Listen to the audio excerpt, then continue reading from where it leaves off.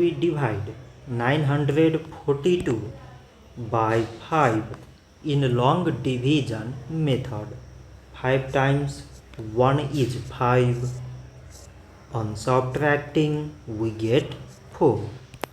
So again we put down this 4 and it is 44. 5 times 8 is 40. On subtracting we get 4. So now we put down these 2 and it is 42. 5 times 8 is 40. On subtracting we get 2.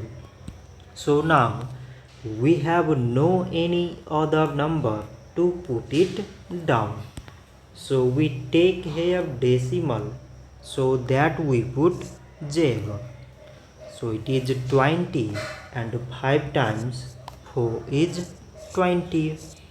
On subtracting we get 0. So 942 divided by 5 is 188 decimal 4.